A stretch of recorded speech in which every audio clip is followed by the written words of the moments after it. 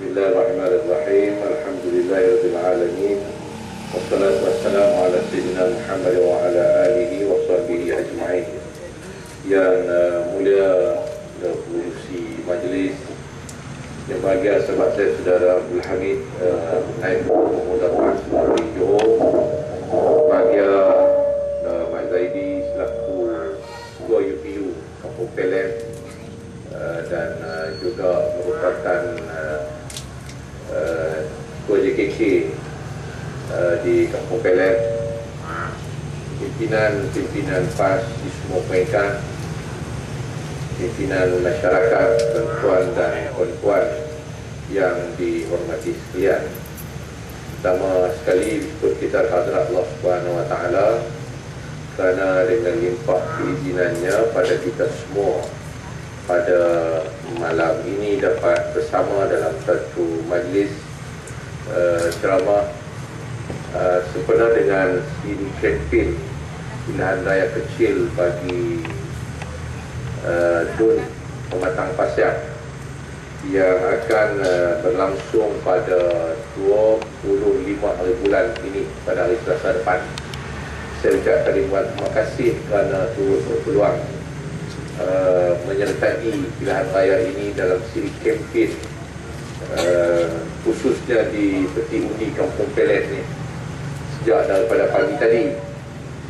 Hari ini dikirakan permukiman ataupun perkampungan ahli-ahli Parlimen PAS, walaupun tidak semua yang dapat hadir. Kita berkumpul berkampung di Kampung Pelet ni sejak daripada pagi tadi. Program gotong royong, cuci hubung, kemudian gotong royong untuk baiki sedikit jalan, kemudian penuhi rakyat dan juga motivasi untuk pelajar-pelajar yang akan mengambil peperiksaan, dan kemudian juga memberikan sedikit bantuan sumbangan untuk ibu-ibu tunggal dan fakir miskin, serta kita menziarah orang-orang tua-tua, pimpinan masyarakat yang ada di sini yang perlu kita dekati, dan kita mengajak mereka untuk bersama-sama kita dalam pilihan raya ini untuk berikan sokongan undi mereka kepada Ustaz Saleh Man yang merupakan calon kita semua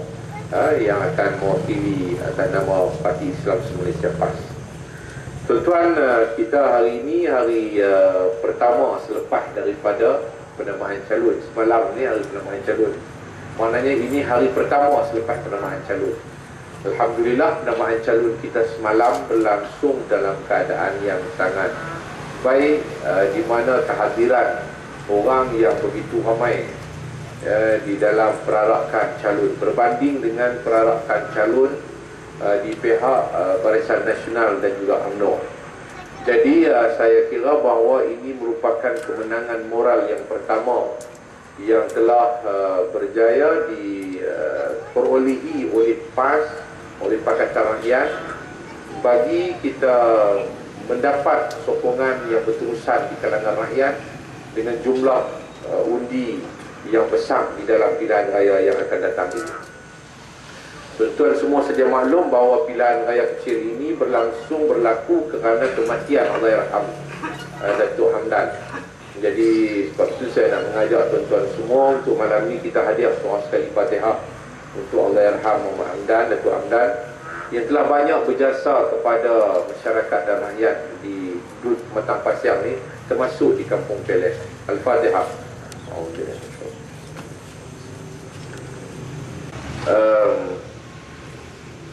Saya mengenali Hamdan ni lama.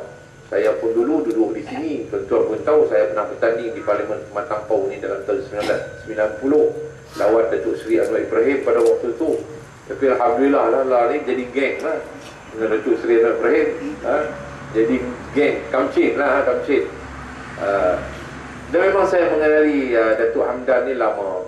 Kami sama-sama membangunkan PAS Pulau Pinang sejak daripada Allahyarham Ustaz Zabidi masih ada. Pada waktu Allahyarham Ustaz Zabidi masih ada, Ustaz Zabidi sebagai Pesuruhjaya, saya sebagai Ketua Pemuda, Allahyarham Datuk Hamdan ni sebagai Bendahari Perhubungan pada waktu itu.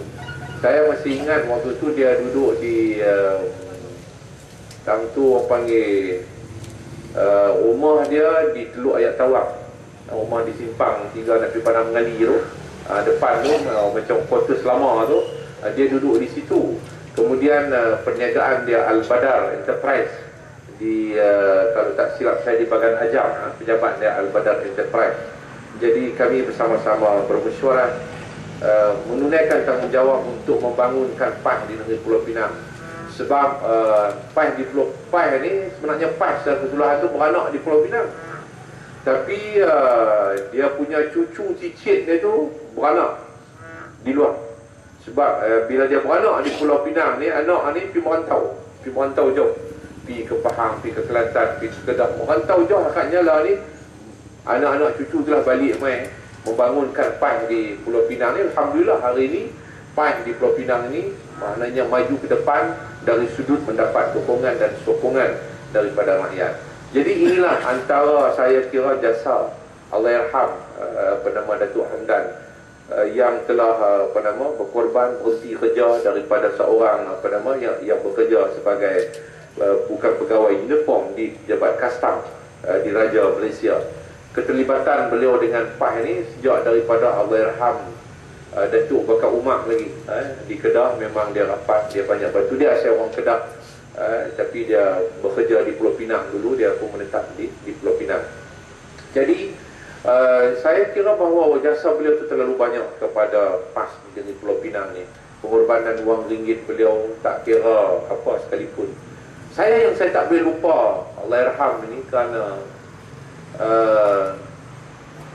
di waktu saat saya katakan bahawa saya akan ditahan di bawah ISA pada waktu itu ramai dah pakat kena tahan. Lipik Siang, Kapal Sing, Mat Sabu, pakat kena tahan habis dah dulu dah. Saya masih ingat bila kena tahan tu, saya telefon dia, Ustaz ZBD, kita kena mesyuarat. Kami pun mesyuarat di kedai dia, di pejabat dia di Bagan Ajam. Mesyuarat dia pun ingat saya. Dia kata, hang jaga tu, PAS ni hang tak apa dah. Saya masih ingat lagi. Jadi dialah bawa saya macam mana nak naik kereta api. Bukan saya tak kerti naik, tapi tak mau nak naik di stesen tu, pergi naik Tanglin tu. Ni nak bagi saya boleh sampai Kuala Lumpur nak mesyuarat. Dia mengatur strategi untuk saya menaiki kereta api. Jadi saya tak mau habaqkan macam mana saya boleh naik kereta api tu, dia jadi cerita Hindustan pula. Dan saya ingat bila saya ditahan, asalnya juga ditahan di bawah IC, dialah yang banyak membantu bawa isteri dan anak-anak saya. Anak-anak, isteri dan anak saya di Kedah, dialah berulang kali ambil 2 minggu sekali, sebulan sekali pergi ambil, bawa pergi tengok di kamp pengungsi tu. Jadi saya tak boleh lupa jasa Datuk Hamdan. Macam mana tuan-tuan pun saya percaya tak boleh lupa jasa Datuk Hamdan yang banyak ambil peran tentang kehidupan masyarakat dan rakyat di negeri Pulau Pinang. Jadi sebab itu tuan-tuan, kita nak pilih calon untuk nak ganti Allahyarham, kita nak kena ambil yang irit-irit. Kalau tak boleh sama macam Allahyarham pun orang panggil nak sama, memanglah tak sama lah kan. Anak-anak kita pun tak sama tak? Anak-anak pun tak sama macam apa. Ini kan pula orang lain. Di kalangan anak-anak itu pun sendiri macam-macam dia punya PL tak semacam. Tapi kita cuba untuk fikir macam mana nak pilih calon ini, nak letak ni calon ni. Pertamanya calon itu calon yang mampu menghayati, memahami apa yang telah pun dilakukan oleh Allahyarham Datuk Hamdan. Kemudian memahami akan cita rasa orang yang ada di Dun Pematang Pasir ni, khususnya dalam peringkat orang bawah, rakyat marahin, akar umbi masyarakat ini.